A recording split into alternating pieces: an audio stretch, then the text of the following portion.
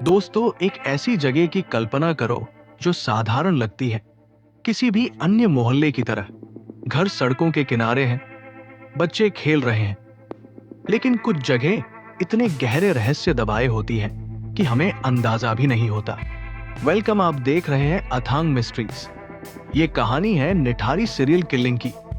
निठारी नोएडा का एक छोटा सा गांव। यहाँ के सेक्टर 31 में एक तरफ अमीरों के बंगले थे, तो दूसरी तरफ गरीब लोग बसते थे। यहाँ पे साल 2004 से 2006 के बीच में अजीबो गरीब घटनाएं घटने लगी। गांव के बच्चे, खासकर छोटी बच्चियां, अचानक गायब होने लगे। पहले एक, फिर दूसरा, फिर तीसरा। माता पिता थाने के चक्कर काटते रहे, अपनी आंखों में आंसू और दिल में डर लिए। उन्होंने पुलिस को बताया कि उनके बच्चे लापता हो रहे हैं, लेकिन उनकी शिकायतों को अक्सर गंभीरता से नहीं लिया गया। पुलिस ने इसे सामान्य अपहरण का मामला मानकर खारिज कर दिया, या कई बार तो रिपोर्ट लिखने में भी आनाकानी की।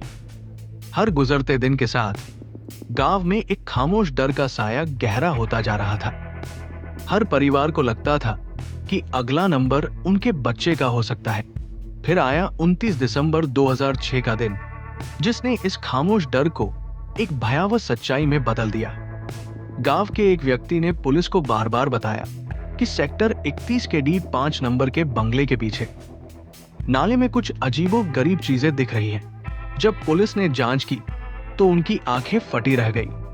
नाले में कई प्लास्टिक की बोरियां मिली, और उन बोरियों में थे मानव शरीर के अवशेष, खोपड़ियां, हड्डियां, कपड़ों के टुकड़े। यहां सिर्फ कंकाल नहीं थे, बल्कि कई बच्चों और महिलाओं के अवशेष थे। लापता लोग मिल गए थे, लेकिन सबसे भयावह तरीके से। यह बंगला था बिजनेसमैन मोनेंद्र सिंह पंढेर का, लेकिन असली आरोपी उसका घरेलू नौकर सुरेंद्र कोली था। पुलिस और बाद में सीबीआई की जांच में जो खुलासे हुए, वो दिल दहला देने वाले थे। कोली ने कबूल किया कि वो बच्चों और युवा महिलाओं को चॉकलेट, बिस्कुट या नौकरी का झांसा देकर बंगले में बुलाता था। एक बार जब वो अंदर आ जाते तो उन्हें अपनी हवस का शिकार बनाता, गला घोंट कर उनकी हत्या कर देता और फिर उनके शरीर के टुकड़े टुकड़े कर देता था। इन टुकड़ों को वो या तो नाले में फेंक देता था या घर के पास ही दफना देता था। कुछ रिपोर्ट्स तो नरभक्षण की ओर भी इशारा करती हैं। इस हत्याकांड ने पूरे देश को सदमे में डाल दिया। मोनेंद्र सिंह पंढेर को भी कोली के साथ गिरफ्तार किया गया, क्योंकि उसके घर में ये सब हो रहा था। कई पीड़ितों की पहचान उनके कपड़ों और अवशेषों के आधार पर की गई, लेकिन कुछ तो कभी भी पूरी तरह से पहचाने नहीं जा सके। पीड़ितों की संख्या 19 से ज्यादा होने की आशंका जताई गई, जिनमें ज्यादातर गरीब परिवारों के बच्चे थे।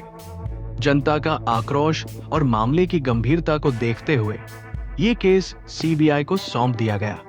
सीबीआई ने गहन जांच की और कई मामलों में पंढेर और कोली के खिलाफ आरोप पत्र दायर किए। निचली अदालतों ने सुरेंद्र कोली को कई मामलों में दोषी ठहराया और उसे फांसी की सजा सुनाई। मोनेंद्र सिंह पंढेर को भी कुछ मामलों में दोषी पाया गया। पीड़ितों के परिवार को लगा कि शायद अब उन्हें न्याय मिल पाएगा, उनके बच्चों की आत्माओं को शांति मिलेगी। लेकिन न्याय की राह अक्सर लंबी और पेचीदा होती है।